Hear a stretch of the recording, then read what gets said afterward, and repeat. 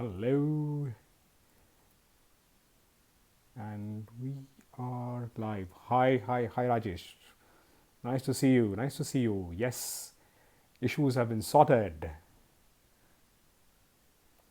Hey, Vipul, thanks for coming in. Give me a couple of minutes, a few minutes before people. Let's allow people to come in. Then I will chat for a few minutes, and then we'll start. Uh, Very excited today. A topic, at least a variant of a topic very close to heart, which we will have today. And let's see, just give me a minute. I will just check a few things. Hi, Govind. Nice to see you. Amirani, trust this is from the circus. Okay. Pagre Josna. I think quite a few people joining in. A few more minutes before we have.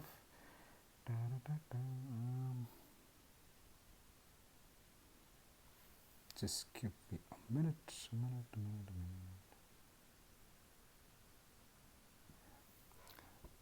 This is what our session is going to be today. Hi Malvika. Hi Josna. Hi. Truth is from the circus. I like that handle. Truth is, I am from the circus. Okay. Chef Amaya, nice to see you.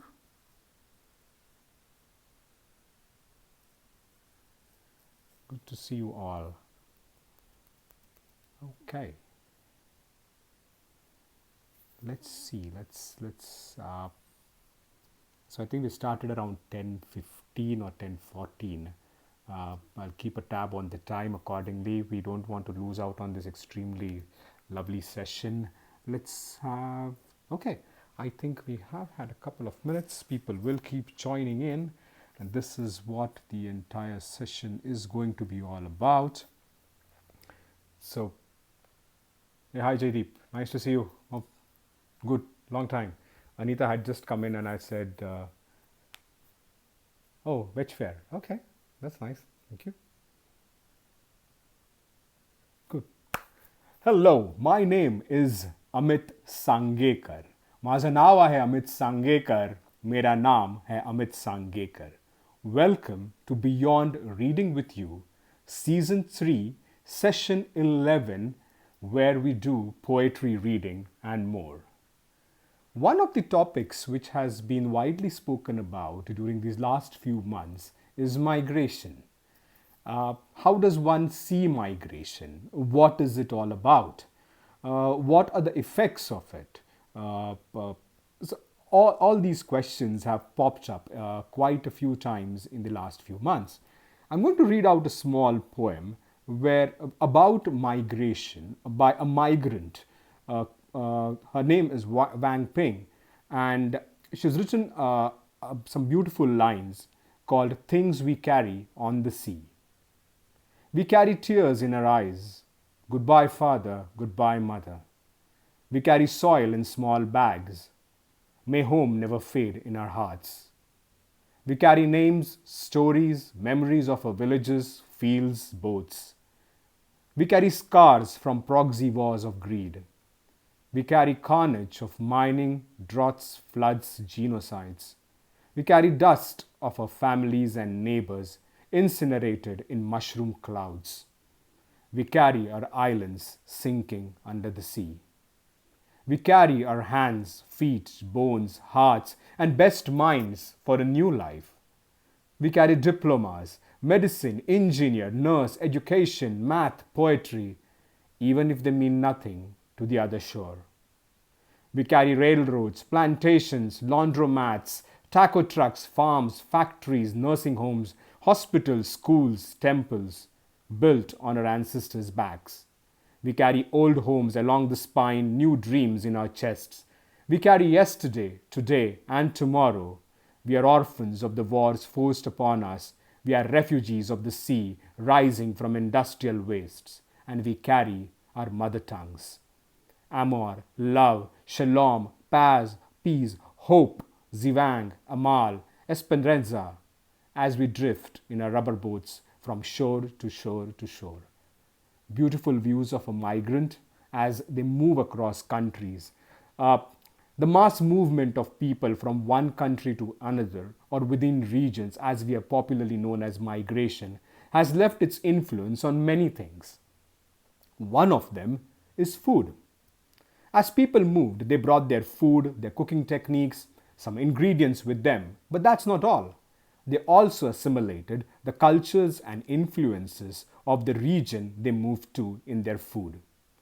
A single session is not going to do justice to all the migrant food or the migrant food influences as we know in India. But we will make a humble attempt to explore them today, a few of them, at least three. And I have somebody whom I've been following on Instagram for quite some time. And I think the first thing which struck me about was his passion for telling people about the nooks and corners of the cities he is in. So let me just get on screen our guest for today.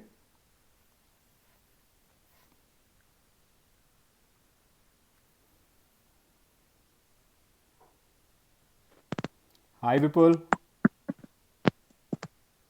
Hi, Can you? can you see me? I can see you and I can hear you too. Okay. Can't see myself, so Oh, okay. yeah, that's okay. Okay, Okay, cool. so I can definitely see you. I'm also going to ask a couple of others if they can see you and hear you Uh, clearly. okay. There are a couple of people who have become my audio and video check people, so they always tell me with a Oh, thumbs up. wow. With Okay, is it okay? That's Sachin. Sachin saying thank you, okay. Sachin. Thank you very much. Yeah, Uh, yeah. Okay. so Hi. Vipul, how do I? I mean, I have quite a. There are my introduction to Vipul or Foodie Baba, as he is known on Instagram, is because of his food walks. I think this idea of possibly documenting food and all was around 2011 or something when you took some fellow food lovers on a casual walk, food crawl, if I Yeah, should call them, yeah. in one of Mumbai's oldest food hubs. And this opened up this fueled that literally your passion, and more importantly, a platform to engage with some literally amazing people from various nook and corners of the world. So, so tell me, how did this entire journey, in your own words, how did it all begin? So I've always been like I've been a kind of a boring geek. I like reading stuff, uh, stuff which is very difficult to find. Now, thanks to Wikipedia and Google, it's a lot better. But I've always been someone who's always had a curious mind. So, say why paratha is called paratha, why Okay, barfi is called barfi.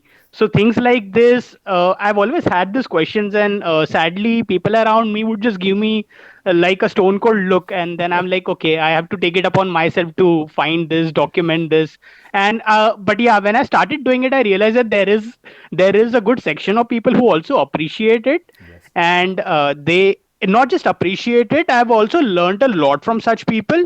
So I think with knowledge that you gain from people, those same people come back and teach you a lot more. So correct. it's been brilliant, and now like I've had people from different parts of the world coming on food walks, and I've learned through them. So yeah, I mean, like when I go in their cities, they show me around, and also wow, I mean, and I personally think that in India, specifically, the food is so different, like every 100 kilometers. And True. if I can just go in every state and eat the local food, I think it'll be a very happily lived life. Absolutely, I agree with you completely on that front. And I'll also one thing which I need to tell people is when this lockdown started, and Yeah. when he said about he wanted to being a geek or a nerd, if you have to say, he's put up these very interesting quizzes on Instagram where Vipul gives a nice, first of all, a clue, and these are questions you may possibly feel, oh, this was a part of my life, but I didn't know that this happened. And then he has this nice way of these answers which coming up at the end of it. So I think the quiz is also quite popular with his followers. and some very Thank you. interesting tidbits which come out of this bits where you never know about a movie. This existed because of this movie. This food came because of this. So amazing, amazing. And Thank when you. when I approached Vipul first, we had a discussion as to what we should speak about. My first topic to him was his food crawls or food travels in whichever cities he has been. But then he put up an interesting point about the influences of migrants or the migrant food in various parts of India, and I found that quite intriguing. So I'm going to now possibly tell me, give us a brief background as to what your perception of this migrant food is all about. So imagine if you have stayed in one part of the country, and if you only stayed there, what you start eating is the food that you make at home. Correct? And only when you meet your neighbors, you get, at least in Mumbai, like the great thing is it's such a multicultural city. Yeah. So my parents are from Banaras, so I've grown up in a home where we respect a good chart. We like the usage of ghee, probably the usage of soybean oil as well as mustard oil. There used to be two oils in a home. Yeah. And then my neighbor was a Gujarati. There was someone who was a Goan in our building. So that's how and that's a beauty about multiculturalism, because uh, there can be in fact, even in India, there are a lot of issues. But I think one thing where we genuinely stand out is the freakish assortment of food that is available. True. And how do you make it accessible? It becomes accessible because of migrants previously. So if I go to, say, a Europe, say, suppose I go to Austria and I don't find good Indian food, what will I do? I'll be making it for myself.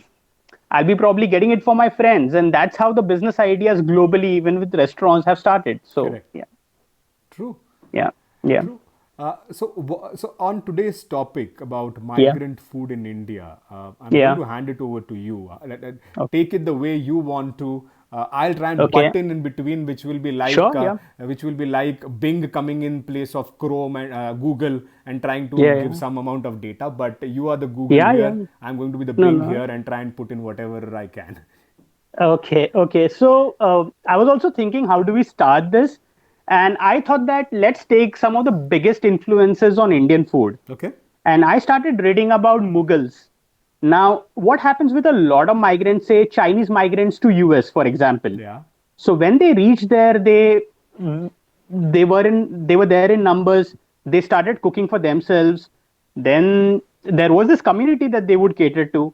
But then what also happened was that the few local Americans started coming in the Chinese restaurants, and then they thought that, okay, we can probably turn this into a business.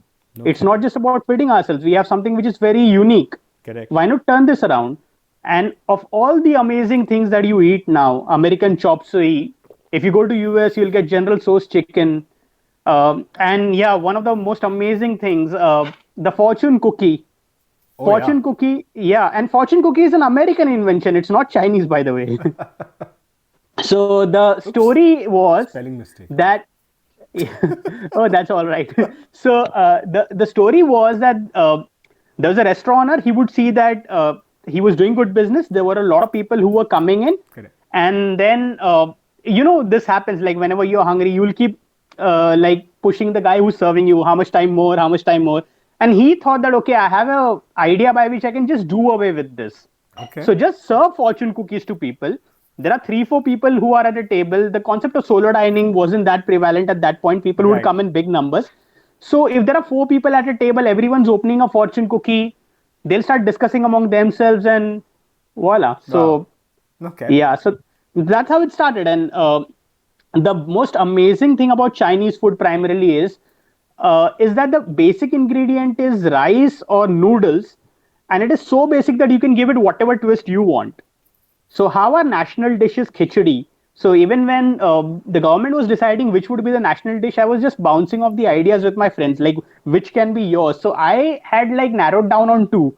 One was kheer and one was khichdi, Okay. because I thought that these are the dishes which are very simple in nature, and every region has its own twist. Right. So the Gujarati dal khichdi is very different from the khichdi that I've had in Calcutta, and what I've eaten down south, and all of them are like quite spectacular in their own ways. True. So even with Chinese food, the basic ingredients has is so basic in nature that every country that the Chinese have migrated to, Correct. the local dishes like what we eat in India, like chili chicken, Manchurian, darsan, none of it are something that you want to find in China. That is true. And so so that is one. And we'll start with one of the earliest influencers of Indian food, Okay. and we'll start with Mughals. Okay. So when Mughals came to India, and it would have happened with you as well, when you would have you migrated yourself to UK, there would be a part of you that would crave for Indian street side chaat or a lot of other things. So even Babar would miss his watermelons from Uzbekistan, etc. Okay. So there were a few things that they got into our culture, which we now look at it and we feel that these have always been Indian dishes, but they weren't Indian when it started. True. So, for example, they came from arid region. So their desserts were, say, halwa, for example, Okay. which could sustain an arid climate. They would put dry fruits in it. Now, when they came to India, they saw that, oh wow, Indians are brilliant with respect to desserts. We understand sugar. We got milk, and We got milk. everything that we do Yes. around, like all our desserts were milk based desserts. Correct. And then when they bought halwa to India, then we used it. And what we had originally was a wheat based halwa. Then we started making gajar ka halwa, dudi ka halwa. Sorry, moong dal halwa was the first variant. Then gajar, then dudi. Okay. I have a friend from Kerala. He's told me about the halwa that you get, which is made out of banana. So it's Okay. just brilliant. And one of their biggest contributions, even to the local food scene, was that the guy who was making food was Bawarchi. It still is Bawarchi, but the Okay. guy who was making desserts was called the Halwai. Oh, So there was no Halwai before Mughals came to India because there was interesting. no halwa. There was no halwa. Yeah. Correct. Yeah. So that's exactly what I'm saying, because now when we've grown up, say I've grown up in Bombay and I've thought that okay, vada pav is a local dish. It has always been around. And then I figured out, oh, listen, this wasn't there before 1966. Then I would wonder, like, what were people even eating street side before 1960s? Correct. So this is just one of the influences. Then another one, growing up in 90s, you would go to birthday parties, and in birthday parties you would see you had a standard menu. You had samosa, you had chips, you had melody, Yeah. Yeah. the cake from Mongenes. Monginese cake. Yeah. Yeah. Very Yeah, nice. the cake from Mongenes. So there was one element which was different in every home was the sharbat. So if the auntie was a real good cook, she would make something unique, or people would fall back on the rasna option. Yeah. Correct. Correct. So even even like I mean, it brings back such fond memories. And all the sharbats that came to India were also bought by Mughals. So the Right. first sharbat has a Persian history. Persian history. So True. yeah, so they got the rose water sharbat in India. So Okay. that was the first flavor, and then you had many. Yeah. So that, and the final one, which every time I would go to Banaras when I was a kid, I would wait for that 4 p.m. slot where the kulfi guy would pass next to our Nana's home, and I would go back to get that kulfi. So even with Mughals, Yeah. when you have obnoxious amount of money, you can spend a lot. So Abu Fazl has written in Naine Akbari that they would send people like 500 miles away to get snow from the Himalayas. Then they Okay. also figured out that with use of saltpeter, you can actually get the water chilled. So they used the dry fruits that had gone from Persia, Mm-hmm. and they mixed it with the local milk, and Okay. that is when you got kulfi. So kulfi again was made in the Mughal kitchens. Interesting. So Ah. yeah, so when you look back at it, all the form of halwas that we have, Yeah. the sharbats that we have before the soft drink era, they were really big. And and say something like kulfi, all of it came from there. Correct. Okay. And that is how Oops. Sorry. say, for example, even when Portuguese came to India, Yeah. so we had the curry, but say we did not use wine in our cooking. So the vindaloo, where does that Oh come from? yes. Yes. Exactly.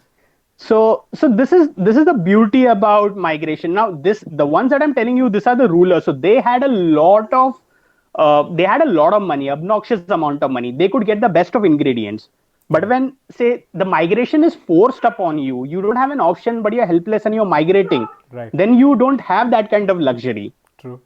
So in fact, in a lot of ways, so even when the first wave of Chinese migration happened in Calcutta in 1770s, Yeah. so there was this guy who was Tong Achi, and the place where he settled is still called Achipur, which is some distance away from Calcutta. Okay.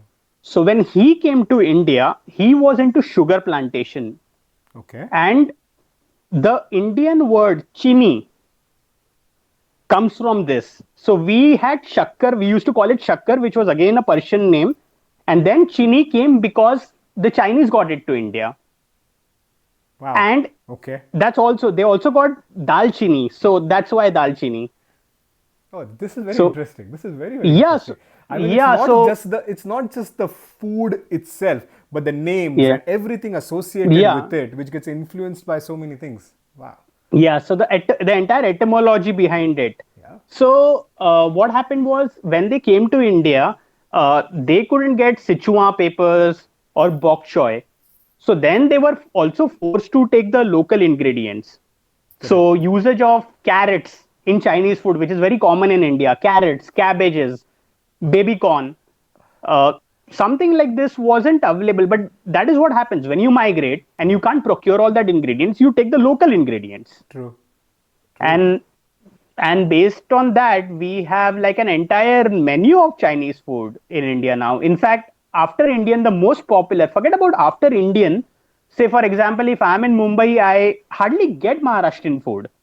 There are very few places which serve you very good Maharashtrian food. Obviously, there are some good seafood places, Yeah. but a lot of Prakash, Aswad, Tambe, Mama Kane, all Yes. Panchikar, all of them give you very similar kind of cuisine.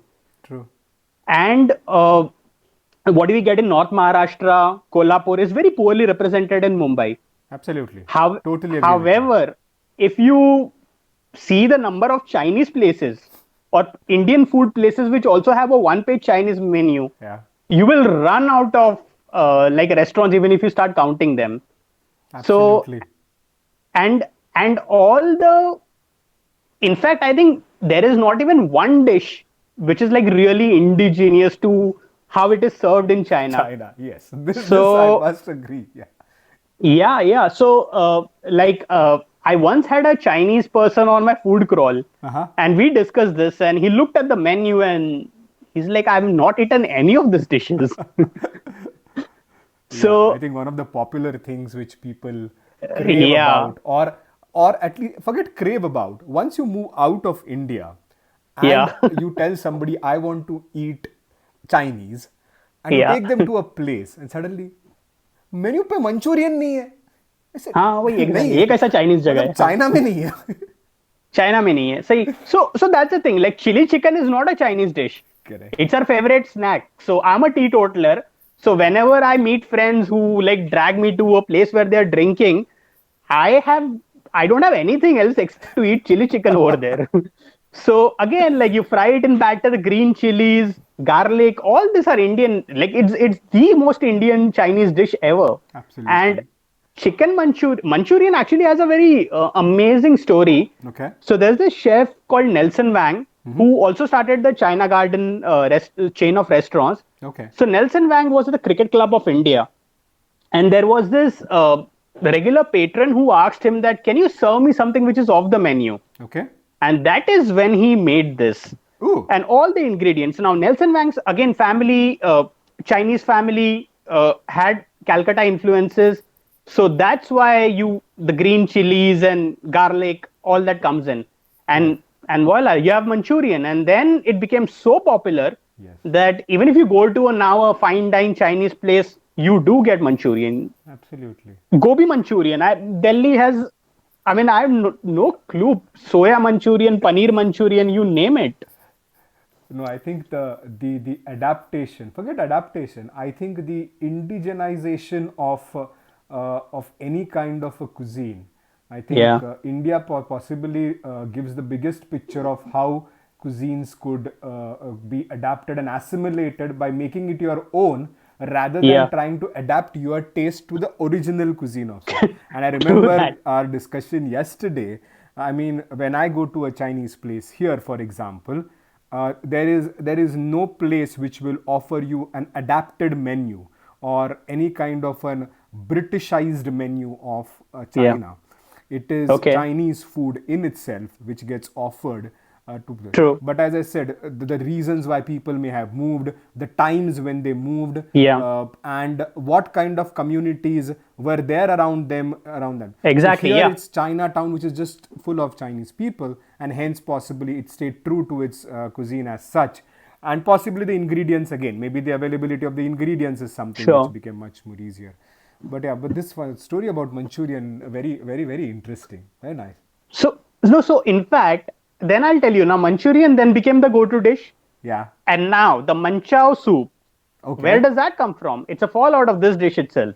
Okay. So you took the same gravy, added more of corn flour, and you got the manchow soup. That's an extra dish on your Chinese menu. Absolutely. Absolutely. So again, like I've had, I was just reading this interesting piece about an Indian restaurateur who started an Desi Chinese place or Indo Chinese place in US Okay. because he was missing the Indian Chinese so much. And he's like, okay, General Tso's chicken is fine, but even the chop suey. So I was reading and I was surprised that the chop suey that you get in India is very Indian, and you don't get that in US. Okay. Okay. So so yeah, I mean there are many things, and also what happens is that you people have this sweeping assumptions about food which may or may not be true. So when I was in Delhi and I used to go on this food crawls or food groups used to have their meetups. A lot of them asked me like, how is food in Ahmedabad? Like Gujarati log to sab cheez mein meetha dalte hain. And then I had to correct them so many times Correct. that if you have Kathiawadi food, it is probably much more spicier than anything that you get in Delhi. Absolutely, absolutely. You're so right Yeah, about it. I mean, the levels of spice at times are almost kind of the tamada rasa of Kolhapur, of literally. Kolhapur. Yeah, Yeah, true, true. yeah. So again, like and it happens with a lot of Indians as well. Like Indians are like, अरे अपना Chinese अच्छा है, तुम China में जाके खाओ, उनका Chinese तुम खा ही नहीं पाओगे, बहुत फीका है. Yeah, Which again isn't necessarily true true. because if you ever have Sichuan food, Oh, the yes, pepper is gonna like it is genuinely hot. it is. It is genuinely hot. It is. So even with Chinese cuisine, you have say Shandong food, which is far more fried stuff. It's close to the sea, so they've always used a lot of frying in their cooking. Okay. And Westerners have adapted it really well. So say Okay. Americans in general, which love say Southern fried chicken and things like that. Right. Like KFC has become KFC because of their love for fried food. True. So that has been adapted, whereas a lot of the Chinese umami food has still stayed in China. True, true. So, and if you look at Cantonese, that is far more subtle. Yes. At times, some of the dishes are even on a sweeter side. Yeah. So even in Chinese cuisine, like how we go to every state, forget about every state, every 200 kilometers, how our cuisine changes. True. Similarly, it changes like that in China as well. No, and I remember the childhood times when there used to be 3 or 4 dishes which would be like a common dish, another standard dishes which would be there. There would be the Manchurian, there would Yeah. be the manchow soup there, Yeah. chili chicken would happen, and lollipops. So Yeah. lollipops was kind of, Yeah, yeah. and then there happened so many variations of lollipop, the masala Yeah, one, the yeah. fried one, the one with the Yeah, yeah. gravy, and God knows what all. Yeah, yeah. So if you've grown up in Bombay, then the lollipop looks like a drumstick. Yeah, If you're in Delhi, it has a tandoori kind of a flavor to it. correct.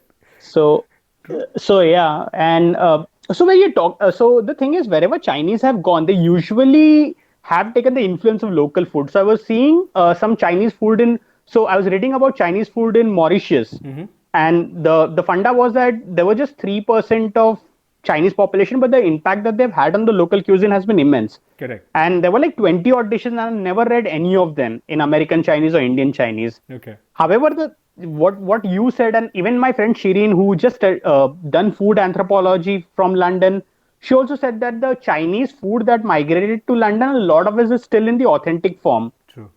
True. like in those Chinatowns and all. And probably one of the reasons is probably they did not find a lot of inspiring thing in British food. There are quite a few people on Maybe. this session who will agree with that. Okay, Yeah. and then it's a constant effort to try and tell people that no, there is something called British food. There is, but I'm just Yeah, saying yeah. the variations or the kind of the way it will play on your palate is not the Yeah. same as other foods would possibly Yeah, play. yeah, So yeah. yeah, No, so that is true. it has happened so often. Like for example, Portuguese ruled India, and their influence on Indian food has been immense. Right. But Brits ruled India for much longer. However, their influence. So the thing with Brits was they would stay in White Town, and where Indians would stay, they would call it Black Town, and there was very little intermingling amongst cuisines. So Okay. even say in a British regiment, if you had a Brit soldier and he's done well, he'll be served with liquor. Whereas if it's an Indian soldier, उसको मिठाई दे दो वो खुश हो जाएगा. Absolutely. So true. So and even the food that was cooked. So for example, rasgulla became rasamalai because it became like a melt in a mouth thing. So you could do a few adaptations to cater to the British palate or make it sure that this you could impress a few people who are at a very influential position.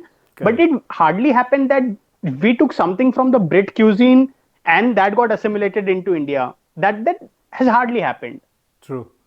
So from Kolkata, Yeah. I think Yep. we should move to Delhi a bit now and Oh see yeah. what kind So of influences the Tibetan food or maybe the Nepalis, yeah. if you have to bring it, maybe Yeah, yeah.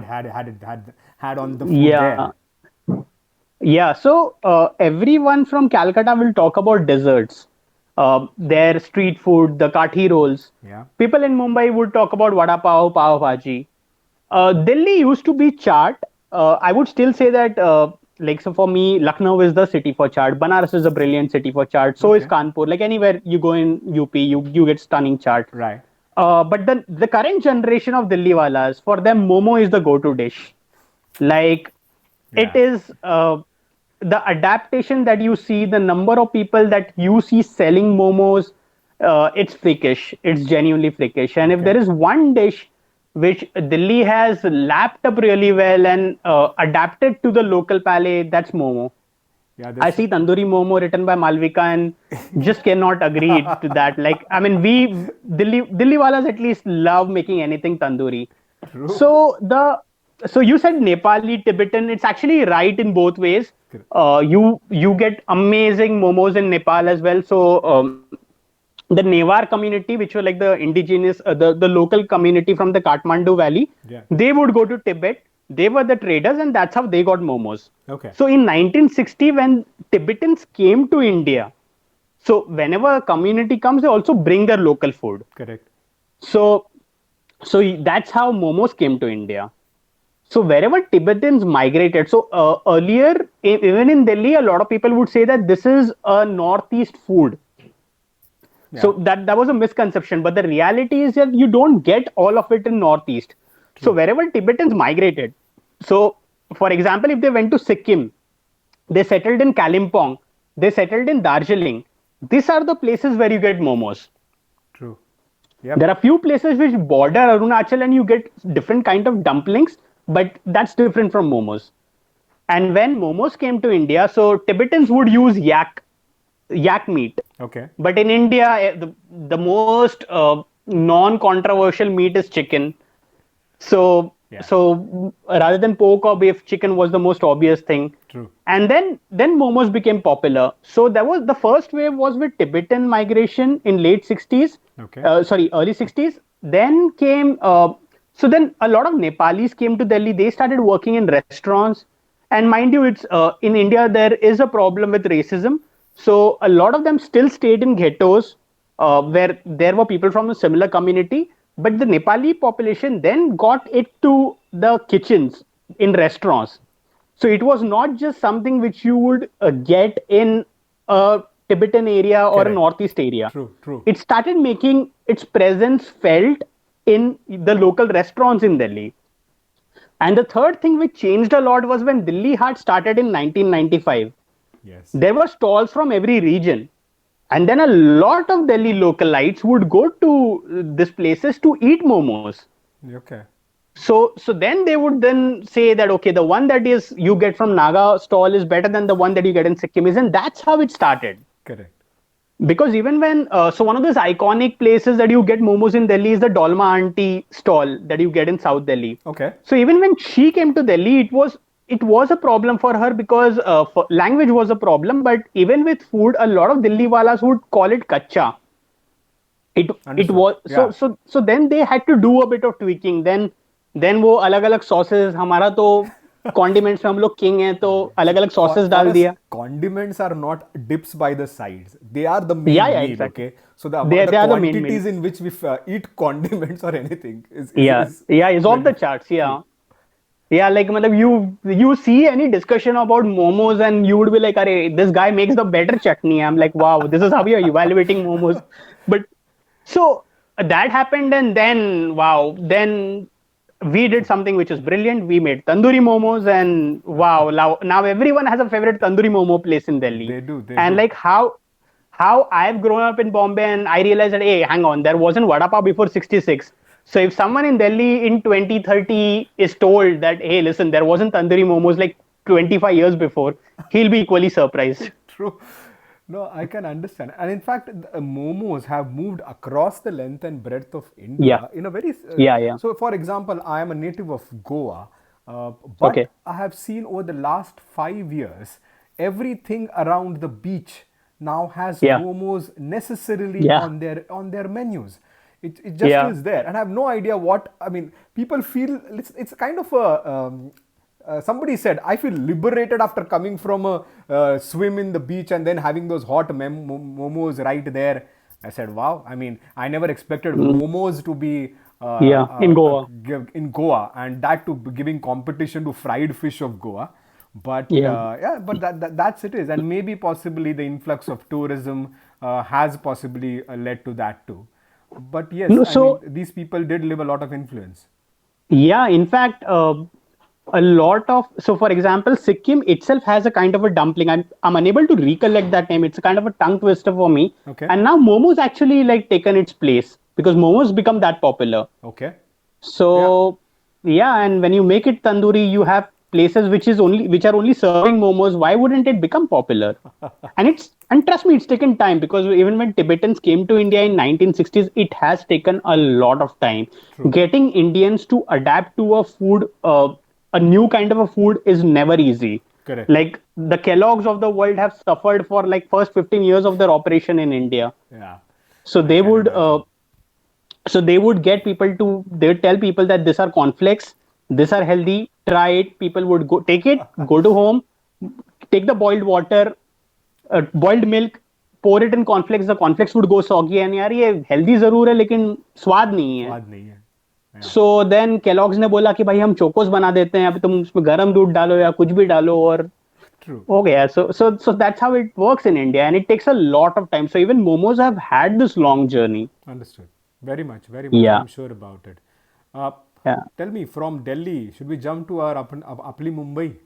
Yeah. Let's come to Bombay. So even in Mumbai, the original challenge, it's a business city. It's an out and out business city. Correct. So and real estate has always been a problem here. Currently, I mean, I joke that we pay the real estate of Tokyo and we get the quality of life of Karachi. So that's Bombay summed up for you. Yeah. So a lot of people stayed in northern part of the city and they traveled to the southern part of the city to work because Correct. Nariman Point, Fort were the original business districts of the city. True. So what happened was that someone who stays in Virar, Palghar, they are getting up at 5:30 in the morning, catching the first local train, and then coming to South Bombay. So they would have their breakfast at this Irani cafes. Right. So they would go there. A lot of people they were told that okay, we are not. So this is racist in a lot of ways, but they were told that okay, with Iranis, they're good people. So if they say it's chicken, it will be chicken. It won't be any other kind of a meat. Absolutely. Yeah. So anyone who's grown up, like three generations of their family have grown up in Bombay, you ask them where did you eat your first egg? More often than not, the answer will be an Irani cafe. Irani Cafe. I agree. Yeah. So they bought that culture of breakfast in the city, and that just stayed with everyone. And then in 1930s, there was another wave of migration that happened where Udupi migration came to Bombay. Now, again, that blended in really well because this is a city where people are genuinely crunched for time. So if you get into an Udupi cafe, you order, you'll get the food on your table in next 3 4 minutes. You eat, you step out, the turnaround is quick. It's a lot quicker, so it just fits in perfectly. It does. And I think with It cities which were fast, I think that was the kind of food which everybody wanted to start their days with at least. Yeah, exactly. So that's how it started. And one of the favorite complaints that I get on my food walk, and I also put this a rider that I ask people, where are you from? So if there is someone from Ahmedabad, Delhi, who's coming for a South Indian food tour, vis-a-vis someone from an Andhra or like Karnataka or Chennai, I tell them, okay, sambar might be an issue. so, so yeah. Okay. So the most, so everyone, like every Tamilian with whom I've eaten in any Udupi cafe, they will be like, oh, the sambar at my home is way better. I don't disagree, but so what has always happened This is is that very when, common, okay? With poha. yeah, Trust any Maharashtrian to eat a poha and then say, yeah. Maji, my mom makes poha the Yeah, yeah, best. yeah. Okay. Exactly, exactly. So that is what happens. See, even with migration now, it's a Maharashtrian dish. Correct. It reached Indore. Now, Indoris are brilliant when it comes to jazzing up things, sexing up food. Like there's no one like Indoris in that. So उन्होंने उसमें जीरा one मसाला add कर दिया, save add कर दिया. Indoris are brilliant with save. They'll serve anything with save, Same. Yeah. and Indori poha is just off the charts now. True. So again, like one of the migrant influences. True. So coming back to Bombay Yeah. and Udupi food, so when Matunga was set up, it was a planned area. You so after the Great Bubonic Plague of Bombay in late 1890s, like there was city planning that came into picture. You like there were houses which were like 3 floor long. There were parks, so that's why you see that entire Dadar, Sion, Matunga Trust. That area has a lot of green area. Like you got the five gardens of the world in Yes. those places. Correct. Correct. So even if you walk in Matunga, you feel that okay, these buildings are old, but they are in good shape. Correct. There are streets to walk. So what happened was that there were Hindu colonies and they were primarily South Indians. So South Indians as well as local Maharashtrians and a lot of Gujaratis. Correct. So the sambar which came from Udupi, obviously it wasn't. It was slightly on a sweeter tinge compared to what you would get in Andhra or Tamil Nadu, Okay. and it became touch more sweeter because this is what happens. A local Udupi guy who sees a Gujarati coming every day for breakfast, he doesn't mind taking the sweetness by one notch higher because he's more concerned about the business True. and not necessarily the authenticity. Correct. And that is why the sambar is like why you would get it in the Udupi cafes in Bombay. Absolutely. Wow. And not just that, we took the so okay guesses like, do you know where Mysore masala dosa came into picture? Where was it made for the first time? Oh dear Lord. Who knows? I don't know. Let's see if anybody is there. There are a lot of people who are speaking about Dadar, Vadala, Matunga, Sion, Yeah, Anmol. why not? Yeah. And Shirin has also joined. Shirin Mehrotra, is it? Oh, yeah, okay. I mean, I only know one Shireen, so, Okay. Well, okay. But yeah. no, tell me, how did it come up then? I don't think there's anybody guessing. Well, so you had Udupi food in Bombay. South Indian became a popular dish. Popular cuisine. A lot of restaurants were serving South Indian along with your traditional food. And then in Churchgate, there was this place called Satkar, where now you see the current Burger King. So Oh, they took the dosa, they added the red chutney, and and dropped potatoes, and they started calling it Mysore masala dosa. So Mysore Satkar, masala Satkar, dosa is- is a Satkar is Bombay dish. brilliant.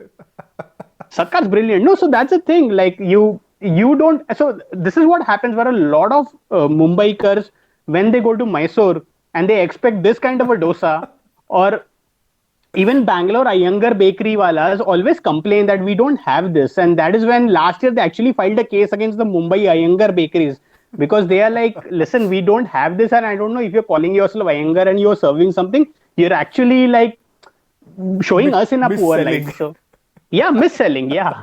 So Mysore masala dosa was firstly made in Churchgate. Okay. So yeah, so that's a dish. And now when you go to Ghatkopar, again, like an area which is predominantly uh, Gujarati population. So you go there or you go in Borivali, Kandivali, or even for a couple of years when I was in Ahmedabad, when you're only eating primarily veg food, Correct. and say 65% of Gujarat consumes veg food only. So that is why it becomes a, like, you're a marketeer, I'm a marketeer, and it becomes a testing hub for, say, the Britannia Absolutely. veg cakes were Absolutely. launched in Ahmedabad before any other city. Because Okay. when you test market a product, it's the easiest go to test market True. city. True. So I saw things like different kinds of dosas, the kind of sandwiches I had there, the different kinds of pani puris. There were so many. So they'll take one dish and do, say, 10 different versions, because if you're only eating veg food, they give a lot of depth in that. Yeah. So even Nutella sandwich and all, which I started seeing in Bombay around 2011, I had already seen that 3 years ago in Ahmedabad. Ahmedabad. Okay. So even the vada pav, there is this very famous misconception for people who are not from Mumbai. They blindly assume that it is very popular because it's a poor man's food, Hmm. which is just partly true. The reason why it became popular because it was a very convenient on the go snack. Yes. So that's the thing, in a metro city, people are not necessarily crunched for money. People are extremely crunched for time, for sure. True. So it became a very convenient on the go snack, and that is the reason. And obviously, carbs, it tasted great, and that's how it became popular. So the Right. same vada pav, when it reached Gujarat, and if you go to Baroda, you go to Surat, you go to Ahmedabad, or you talk to any Gujarati who's grown up there, they'll always say that our vada pav is better. And when I had the vada pav in Ahmedabad for the first time, it was very different. Like, look at this. It is, there are dollops of butter over the pav. I've Absolutely. never eaten vada pav. Like, how can I hold this and talk on phone from my other hand? Like, it's not possible. So that's why, like, over there, vada pav is something which is indulgence. Okay. You go to a cafe, he brings it on your table, you're discussing this. In Bombay, I haven't seen anyone eating vada pav like that. No, not at all. I mean, somebody would say this is a gastronomical sin to do in terms of how you handle a vada pav. But Yeah, as you said, evolution of food yeah, in different societies happens so very different ways yeah, that at the end yeah. of it, we really do not know if this is the original or if there is anything such as original left Yeah, anymore. exactly. Yeah, Okay. yeah. Like say, for example, this is pav. It was bought by Portuguese. Tomatoes, potatoes, they're bought by Portuguese. Like, True. what's Indian about it now? Absolutely. I think somebody, Jaideep, just made a mention about sambar. Uh, Yeah, yeah, Sambar is a Marathi version of Amti, named after yeah, Sambhaji when he went to Tanjavur. And legend yeah. has So it that the local yeah, cooks yeah, couldn't find kokum there. Yeah. yeah. So that's a perfect one. Like, I mean, thank you for that, Jadip. So they wanted to make Amti, but they did not find kokum. They had tamarind and they used it, and it was named after the guest Sambhaji, and that's why sambar. That's the etymology of sambar. So Awesome. there are two stories. One is Sambhaji made it himself when he did not have the ingredient, or one Okay. is when he went to Shahuji and Shahuji treated him. So that's the Wow. story of sambar. Wow. I think the reason I was also fascinated by Udupi food is one is I grew up in Borivali, Okay. and that place. To first of all, for us, any treat during our childhood days was to go to an Udupi restaurant. Okay, Okay. go Yeah. there Yeah. and have food. That was our treat as such when we grew up. And I think then my father exposed me to the tales of Rama Nayak and all these people who Yeah. Yeah. started coming in and how they actually built that entire empire, if I have to call it, of that food. Yeah. Yeah. And the kind of influence, I was very fascinated because I had Mangaloreans as my neighbors, I had Gujaratis as Yeah. my neighbors, and then I started seeing these influences happening, and that fascination has always stayed. Yeah. No, no, it's that's the thing. Now when I've grown up, like, and I've started traveling, and I've go to Bangalore, and I see people being either in the CTR camp or the Vidyarthi Bhavan camp. I'm like, okay, we are far more mellowed down in respect to Bombay, and we do so many things. We really don't care about authenticity. We've got pav bhaji dosa. We've got you only talking about Bene dosa. I mean, come to Ghatkopar, I'll get you Genie dosa. Oh yeah, Ginny dose. I remember I literally asking you this. Should we write Ginny dose? I said no. This is a different version of. Yeah, yeah, Okay, this is a fine. different version. I mean, it's a Bombay thing again. Like, Correct. so it's like you roll it and there's a steam that comes out. It looks like genie. That's why it's called genie dosa. My mind was blown away when I read it for the first time. My dear Lord, wow. This is, I mean, and the influence of Udupi, I think, does not stop. Also, these people are extreme. As far as I've seen, these people are extremely Yeah, entrepreneurial. yeah, They yeah. wherever they Genuine. go, they will make sure that they carry some part of their business sense there. Yeah. And which is why I think their food, as you said, they quickly recognized that Bombay as a city needed something on the go quickly, Yeah. and they adapted most of their dishes, or rather most of the dishes were quick to make rather than anything. And I read a small article again, I think by one of the either Ramanayak's chain or somebody else's, as to how it works as a clockwork, where in the morning the first people come in, a set of people who make the sambar ready, then for the grounding of spices, then there is the sambar team which comes in, then the actual cooks come in and get all the other stuff ready, and by 7 a.m they are ready to start the complete serving and production line. And the quick turnaround time which happens with each one of them, I think Yeah. 15 minutes, 20 minutes, you are out with whatever you want to eat. Yeah, and not just that, the philosophy behind the food is also so beautiful. So, for example, one of the reasons why I started documenting food was because I met the Ramanayak family once, Okay. and I was in their place, and I was at the place they were about to serve me, and I'm like, listen, can we talk for a while? And I went in early before the peak hour started, Okay. and then they said that the idea of benchmarking the prices was what a blue collar worker could afford in Bombay. So the Okay. idea was to serve as many people as possible. Money is a byproduct. It's True. business. You serve good food, you will make business. True. And since then, like even say 26/7 floods or like sending food to the hospitals nearby, that has Yes. always come into picture. And you can walk into their kitchens if you want. Uh, you don't see people walking in with you see people walking without chappals. It feels like you actually gone to a devotional place. And Devotional place. um, Yeah. you don't I think probably calling someone a waiter over there would probably be a derogatory term. True. And they also have those small placards which say that if you waste sambar or rasam, you pay a fine of 13 rupees, 15 rupees. Now, there's no fine as such, but the philosophy that they're trying to ingrain here is that you're very lucky to be eating what you're eating. There are people who are not so lucky. No, I So agree. just take it in a portion. I know it's eat all kind of a Yeah. scenario, but take what you want so that others will also get their food. And that is the most beautiful thing. No, it is. It is. And I think also quite a few people who started off their so-called journeys with these restaurants, whether it was as a serving person or as a Yeah. manager or anything, Mm. interestingly stayed with them for a very long time. And I Yeah. presume that is because also the kind of respect which is there for the entire working community within the kitchen or anywhere else, Yeah. which is very difficult to find in a lot of other communities as such. True. Which I think which speaks a lot about the community itself. And True. I think I'm really thankful to that migration wave which happened because of all Yeah. this exposure which we got to, whether it be the dosas, the idlis, the sambars in different forms.